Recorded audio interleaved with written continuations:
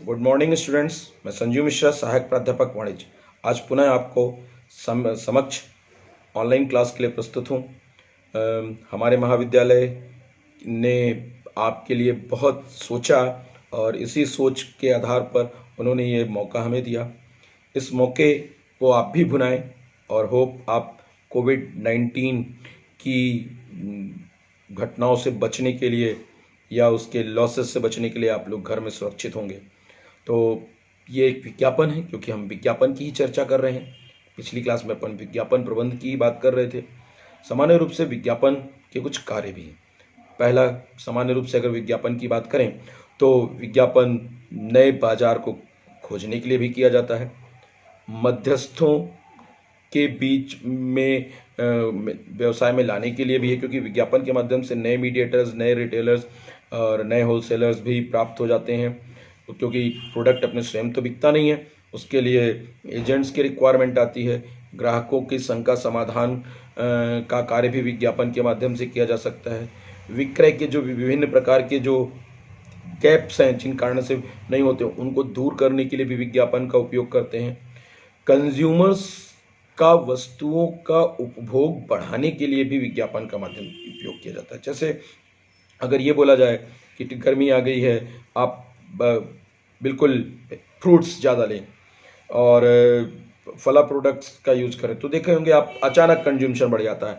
अभी कोई आ जाए कि भैया आपको पेन है और पेन में अगर आप ज़्यादा से ज़्यादा अदरक या किसी इक्विपमेंट के बारे में इसका उपयोग करें तो आपको बहुत तुरंत आराम मिल जाएगा, तो लोग उसका उपयोग करना शुरू। एक बार भी यूज करेंगे तो देश की आबादी 135 करोड़ है, तो 135 बार तो प्रोडक्ट बिक ही जाएगा। रही अगर मान लेते हैं इसका 10% भी होता है तो 1,35,00,000 होता है। इतनी यूनिट बिकने पर भी संस्था को लाभ हो जाता है।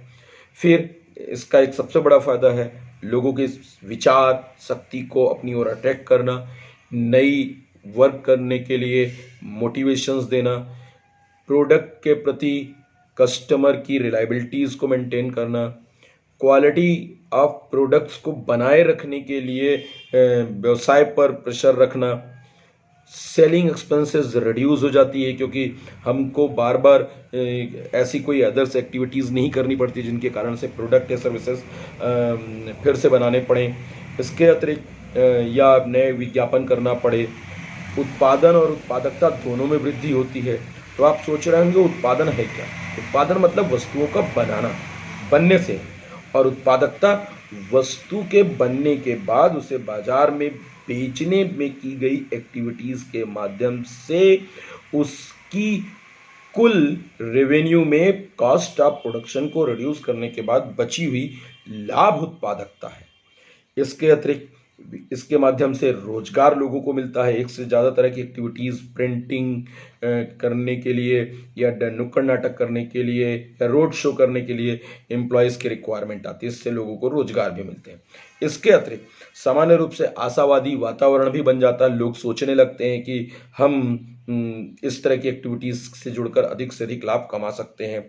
फिर लाइफ स्टाइल लोगों का इंक्रीज होता है, लोग नए प्रोडक्ट नए सर्विसेज तक के यूज करते हैं।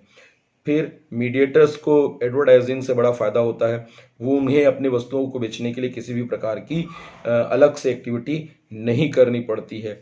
और जब कंटिन्यूटी में प्रचार होता है यानी एडवर्टाइजिंग होता है तो विक्रय वृद्धि होती है, नए ग्राहक इन्वॉल्व होते हैं और वो ग्राहक और भी नए वस्तुओं के बारे में या अपने विचार की इस तरह की सेवाएं या वस्तुएं मिलेंगी तो हम और लोगों को जोड़ेंगे, या इसमें ये फैसिलिटीज़ इन्वॉल्व की जाए तो ये और बेटर हो सकता है, कि भी सजेशन मिलते हैं।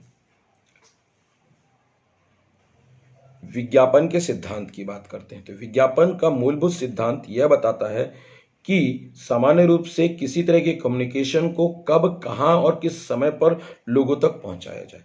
विज्ञापन सिद्धांत को अगर समझना है तो यह है कि पहले जो भी विज्ञापन है वो समझने योग्य होना चाहिए, चाहे वो चित्र के रूप में हो, उसके टाइटल हैं, स्लोगन्स हैं, उसकी लैंग्वेज है, वो सारी चीज़ें अंडरस्टैंडेबल हो।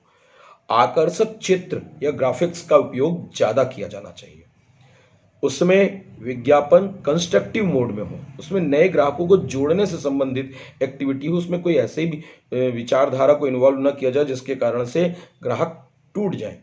फिर उसमें इच्छा शक्ति होनी चाहिए, नई एक्टिविटीज़ या नए प्रमोशन या वस्तुओं को खरीदने या बेचने के लिए लोगों के मन में साइकोलॉजिकली एक पॉजिटिव एनर्जी क्यूमुलेटिव मोल्ड में हो, उसमें एक तरह की पास्ट टेंडेंसी को रिजॉल्व करने या एलोन करने की कोशिश करने वाली प्रवृत्ति होनी चाहिए।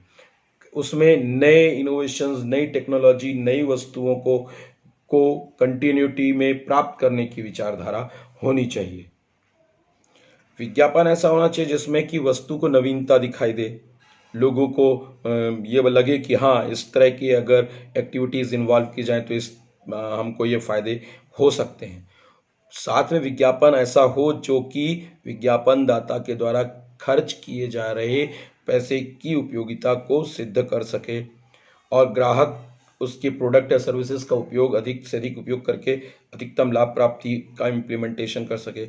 भावी ग्राहकों को सदैव वो अट्रैक्ट करे, टारगेटेड एडवर्टाइजिंग होना चाहिए। उसमें यह नहीं हो कि जो पुराने हैं उनके लिए, वो हमेशा प्रपोज्ड कस्टमर्स को इन्वॉल्व करने के लिए घटनाएं शामिल होनी चाहिए। फिर विज्ञापन के लाभ, विज्ञापन के होने से सबसे बड़ा फायदा है वस्तु के प्रति ग्राहक का भरोसा हो जाता है।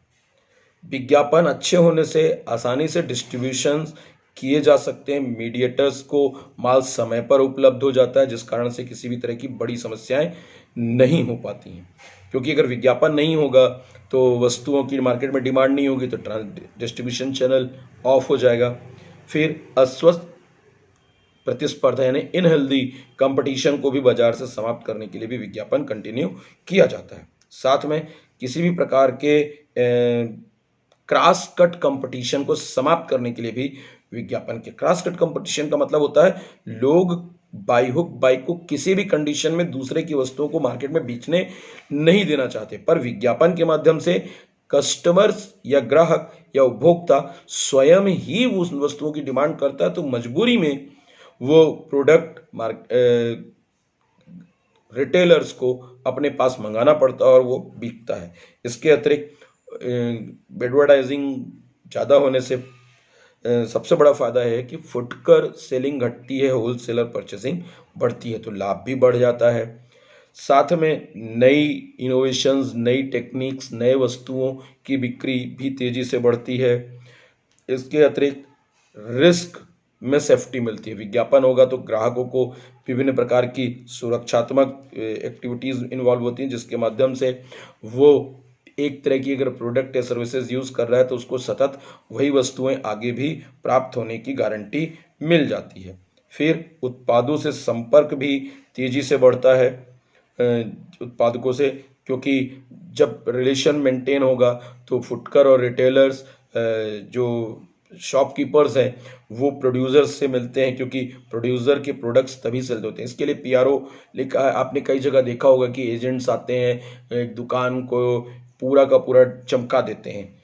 वो एक्चुअल में कंपनी करती है, कंपनी का उद्देश्य अपने प्रोडक्ट या सर्विसेज को ज़्यादा हाईलाइट करके दिखाना है, तो कई इससे ग्राहक अधिक से अधिक अपनी वस्तुएं इम्प्लीमेंट कर पाते हैं। फिर शोकेस बनाना, मेन उद्देश्य शोकेस है। शोकेस बनाकर ग्राहक को ये रिप्रेजेंट करना कि हमारे इस कंपनी की ये प्रोडक्ट्स अवेलेबल हैं। और साथ में विज्ञापन का माध्यम उपयोग ये भी है कि माल की उपलब्धता भी मेंटेन की जाए, ग्राहकों को आसानी से वो वस्तुएं मिलती रहें। और अगर सही ढंग से विज्ञापन नहीं किया गया तो फिर हमको वस्तुएं मार्केट में अवेलेबल भी हैं पर कस्टमर नहीं मांगेंगे तो बिकेगा नहीं। तो विज्ञापन के होने से एक फ़ायदा है। उपभोक्ताओं को सबसे बड़ा फ़ायदा यह है कि उनको एक से ज़्यादा तरह की वैरायटीज़ को सेलेक्ट करने में मौका मिलता है। उनको उचित कीमत की जानकारी प्राप्त हो जाती है कि किस कीमत पर वो वस्तु मिलेगी, और वो भी ग्राहक को भी लाभ हो जाता है कंपटीटर्स की इंक्वायरी हो जाने पर। थोक विक्रेता और जो फुटकर है विक्रेता हैं उनकी वस्तुओं की कीमतों में बहुत ज़्यादा अंतर नहीं आता है। फिर मीडिएटर्स घट जाते हैं, बीच में बिचौलिया घट गए तो इससे अधिक से अधिक कम कीमत पर अधिक से अधिक कम कीमत, मतलब कि माल ज़्यादा से ज़्यादा बिकेगा, कीमत कम होगी तो ग्राहक को फायदा होगा कम कीमत पर वस्तुओं के प्राप्त होने का और अच्छी क्वालिटी में। फिर एडवर्टाइजिंग शिक्षाप्रद और ज्ञानवर्धक होना चाहिए। इससे लोग नए एक्टिविटीज़, नए प्रोडक्ट को ज़्यादा से ज़्यादा यूज करते हैं, क्वालिटीज़ पर ज़्यादा ध्यान देते हैं। किसी भी प्रकार की जो गतिविधियाँ या धोखाधड़ी की संभावनाएं होती हैं वो रिड्यूस हो जाती हैं। इसका सबसे बड़ा फायदा यह है कि विज्ञापन का फायदा लेकर समाज को उसकी हकीकत दिखाई जा सकती है, कि आप किस तरह से इन प्रोडक्ट या सर्विसेज का उपयोग करके अपने लाइफस्टाइल को कैसे इंक्रीज कर रहे हैं। इसका फायदा न्यूज़पेपर्स को भी होता है। न्यूज़पेपर्स की बिक्री भी बढ़ जाती है, न्यूज़पेपर्स की इनकम भी बढ़ जाती है और न्यूज़पेपर के माध्यम से उत्पादों की भी बिक्री बढ़ती है। इसके अतिरिक्त इन सामान्य रूप से एक से ज़्यादा व्यक्तियों को रोजगार भी मिल जाते हैं। देश की अर्थव्यवस्था भी साउंड एंड मेंटेन हो जाती है, क्योंकि विज्ञापन होने से वस्तुओं के अधिकतम बिक्री की संभावनाएं बढ़ती हैं। एक सामान्य रूप से अगर बात करें तो समाचार पत्र जो सामान्य रूप से अपनी इनकम कमाते हैं वो 75% केवल विज्ञापन का होता है, 25% बाकी चीजों में होता है। इसलिए विज्ञापन के होने से समाचार पत्रों का भी अस्तित्व बना रहने में मदद मिलती है। मतलब विज्ञापन केवल और केवल व्यवसाय के लिए मददगार नहीं है, बल्कि व्यवसाय के अतिरिक्त अन्य लोगों को भी मददगार है। यानी समाज में रोजगार अपॉर्चुनिटीज या देश में जितने भी न्यूज़ चैनल्स या प्रिंट मीडिया या पब्लिकेशंस हाउस चल रहे हैं उन्हें भी जॉब अपॉर्चुनिटी देती है। Thank you. अगली क्लास में हम अगले विचार के साथ विज्ञापन की अन्य एक्टिविटीज़ को इन्वॉल्व करते हैं।